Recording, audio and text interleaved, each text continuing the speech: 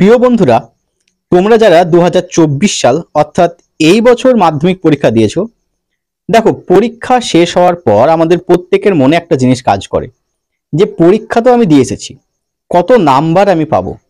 দেখো, যারা খুব ভালো পরীক্ষা দেয় তারা হয়তো ভাবে আমি হয়তো ভালো নাম্বার পাবো, কিন্তু আমি কি র্যাঙ্ক করতে পারবো?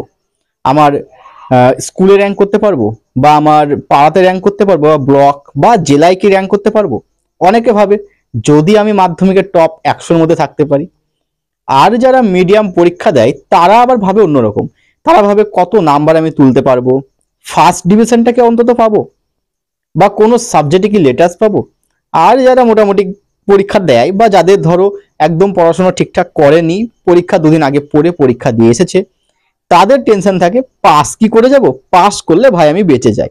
দেখো, আজকের এই ভিডিওয় তোমাদের সামনে আলোচনা করব মাধ্যমিকে পাস নাম্বার কত, পাশাপাশি আলোচনা করব third division, second division, first division. এগুলো তো আমরা শুনতে পাই। দেখবে তুমি মাধ্যমিকের রেজাল্ট হাতে পাওয়ার পরে পরে কেউ না কেউ তোমাকে ফোন করবে। বেশিরভাগ ফোন আসবে তোমার আত্মীয়ের কাছ থেকে, আর তোমার পাড়া প্রতিবেশী তোমাকে জ্বালিয়ে খাবে কোন ডিভিশনে তুই পাস করেছিস। পাশাপাশি অনেকে রয়েছে যারা স্টার মার্কস, লেটার্স মার্ক এইসবও পেয়ে থাকে। তো এই ভিডিও আমি তোমাদের আলোচনা করব pass number, third division, second division, first division পেতে গেলে কত নাম্বার তুলতে হয়, স্টার মার্কস পেতে গেলে কত নাম্বার তুলতে হয়, এবং লেটার্স মার্ক তুলতে গেলে কত নাম্বার পেতে হয়। সবার আগে আসি পাস নাম্বারটা কত। 7টা সাবজেক্ট, প্রতিটা সাবজেক্টে 100 নাম্বার করে, কত নাম্বার হচ্ছে? 700 নাম্বার। এই 700 নাম্বারের মধ্যে প্রতিটা সাবজেক্টে তুমি যদি 25 নাম্বার করে পাও, কত হচ্ছে দেখে নাও, হচ্ছে 175। অর্থাৎ তুমি মাধ্যমিকে 175 বা 175-এর বেশি পেলেই পাস। তবে একটা জিনিস তোমাকে মাথায় এখানে করে রাখতে হবে, 175 পেয়ে গেলেই তুমি কিন্তু পাস নয়, পাশাপাশি তোমাকে প্রতিটা সাবজেক্টে 25 নাম্বার করেও পেতে হবে, তবেই কিন্তু তুমি পাস করতে পারবে। বোঝা গেছে পুরো বিষয়টা? ধরো তুমি একটা সাবজেক্টে 80 পেয়ে গেছো, একটাই ধরো 70 পেয়ে গেছো, তোমার তো 170 হয়ে গেছে, আর বাকিগুলোই 5-2, 5-3-2 করে পেয়েছো, সেক্ষেত্রে কিন্তু পাস নয়। তোমাকে প্রতিটা সাবজেক্টেই 25 পেতে হবে, তবেই 175 হবে এবং তুমি পাস করতে পারবে। 175-এর বেশি পেলেই তুমি মাধ্যমিকে পাস করে যাচ্ছ। এরপরে আসি থার্ড ডিভিশন। 175-এর বেশি যারা পাবে বা 175 যারা পাবে তাদেরকে আমরা বলবো থার্ড ডিভিশন। কত দূর পর্যন্ত সেটা একটু বলে দিই। দেখো, 7টা সাবজেক্টকে 45 করে ধরো, কত হচ্ছে দেখো, 315 হয়। 315-র নিচে যারা পাবে, অর্থাৎ এই জায়গায় তোমাদের একটু দেখিয়ে দিই, 175 থেকে 315, অর্থাৎ 314 পর্যন্ত যারা পাবে তারাই হবে থার্ড ডিভিশন। 175 থেকে, এই জায়গায় আমি একটু দেখিয়ে দিই তোমাদের, 175 থেকে 314 পর্যন্ত হবে থার্ড ডিভিশন। বোঝা গেছে পুরো বিষয়টা?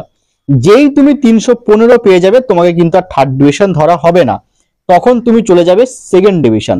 অর্থাৎ প্রতিটা সাবজেক্টে গড় 45 নাম্বার। এখানে কিন্তু প্রতিটা সাবজেক্টে 45 তুলতে হবে না, গড় 45 তুলতে হবে।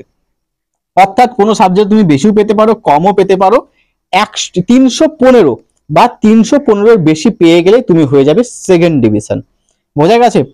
এবার আসি আমাদের ফার্স্ট ডিভিশন, যেটা অনেকেরই ইচ্ছা থাকে, যারা মিডিয়াম স্টুডেন্ট থাকে, অনেকে যারা খুব ভালো খেটেছে, তাদের অনেকের ইচ্ছা থাকে যদি অন্তত ফার্স্ট ডিভিশনটা পেয়ে যায় খুব ভালো হয়।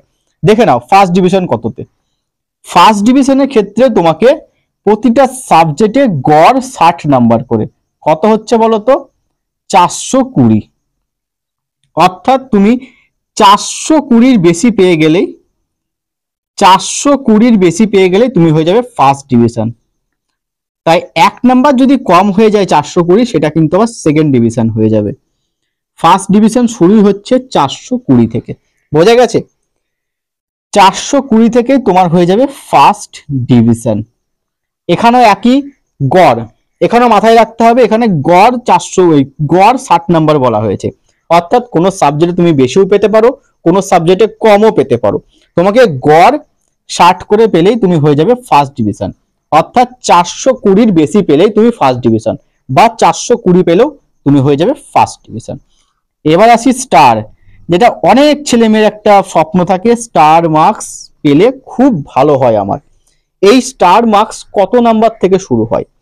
স্টার মার্কস পেতে গেলে তোমাকে গড় 75 করে পেতে হবে, গড় 75 করে পেতে হবে। কত হয় বলো তো? 525, 525। অর্থাৎ তোমার স্টার শুরু হয়ে যাবে 525 থেকে। তার 1 নাম্বার কম পেলে আবার কিন্তু সেকেন্ড ডিভিশন, অর্থাৎ 524 নাম্বার পেলে তুমি কিন্তু আবার ফার্স্ট ডিভিশন হয়ে যাচ্ছে। যেই তুমি 525 পেয়ে যাবে তখন তুমি চলে যাবে স্টার মার্কসের ক্যাটাগরিতে, এবং এই 525 থেকে একদম 700 নাম্বার পর্যন্ত হচ্ছে স্টার মার্কস। পুরো বিষয়টা বোঝাতে পেরেছি? এবং এক্ষেত্রেও মাথায় রাখতে হবে, এখানেও কিন্তু গড় মার্কসের কথা বলা হয়েছে, অর্থাৎ তুমি কিছু সাবজেক্টে বেশি নাম্বার পেতে পারো, কিছু সাবজেক্টে কম নাম্বার পেতে পারো, তোমাকে গড় 75 রাখতে হবে, অর্থাৎ টোটালে 525 পেয়ে গেলেই তুমি স্টার মার্কস পেয়ে যাচ্ছ। বাকি থাকে লেটার্স মার্ক। এই জিনিসটারও অনেকের স্বপ্ন থাকে। এই যে লেটার্স মার্কসের কথা তোমাদের বলছি, এটা হচ্ছে তোমাদের ইন্ডিভিজুয়াল সাবজেক্টের উপর দেওয়া হয়। কিরকম? যদি তুমি কোনো সাবজেক্টে 80 বা 80+ নাম্বার পাও, তখন সেই নাম্বারটা তোমার হয়ে যায় লেটার্স। কি বললাম? যদি কোনো সাবজেক্টে তুমি 80 বা 80-র বেশি নাম্বার পাও, সেটাই হয়ে যাবে তোমার লেটার্স মার্ক।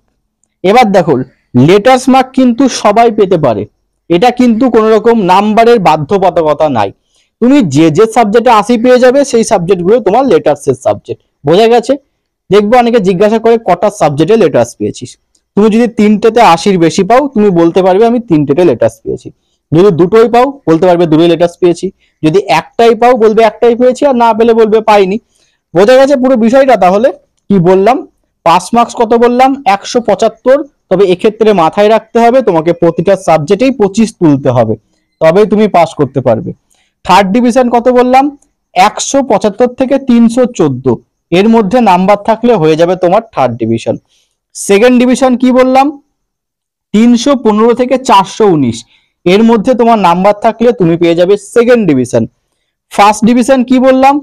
420 থেকে 524, এর মধ্যে নাম্বার থাকলে তোমার হয়ে যাবে ফার্স্ট ডিভিশন। স্টার মার্কস কি বললাম? 525 থেকে একদম 700 পর্যন্ত নাম্বার পেলেই হবে তোমার স্টার মার্কস। এবং বাকি থাকলো লেটার্স, প্রতিটা সাবজেক্টে 80 করে পেলেই, বা যে সাবজেক্টে তুমি 80 বা 80-র বেশি পাবে, সেটাই হয়ে যাবে তোমার লেটার্স মার্কসের সাবজেক্ট। বোঝা গেছে পুরো বিষয়টা? তবে একটা জিনিস তোমাদের বলে দিই, তোমাদের রেজাল্টে কিন্তু কখনোই first division, second division, third division বা স্টার, লেটার্স এইগুলো কিন্তু লেখা থাকবে না। এখন রেজাল্ট অন্যরকম হয়, এখন নয়, এটা গত 10-12 বছর থেকে এরকমই হয়ে আসছে। এখানে কি দেওয়া থাকে? তোমার গ্রেড দেওয়া থাকে, তুমি কত গ্রেড পাচ্ছ। যেমন 60-র ওপর গ্রেড পেলে এ হয়, যেমন 80-র ওপর পেলে A+ হয়, 90-র ওপর গ্রেড পেলে AA হয়, এরকম গ্রেড তোমার রেজাল্টের মধ্যে দেওয়া থাকবে। বোঝা গেছে? কিন্তু অনেকে তো আমাদের প্রচলিত রয়েছে যে স্টার, লেটার্স এগুলো প্রচলিত রয়েছে, কথায় কথায় সবাই জিজ্ঞাসা করে, তো সেই জিনিসটাই তোমাদের বলে দিলাম।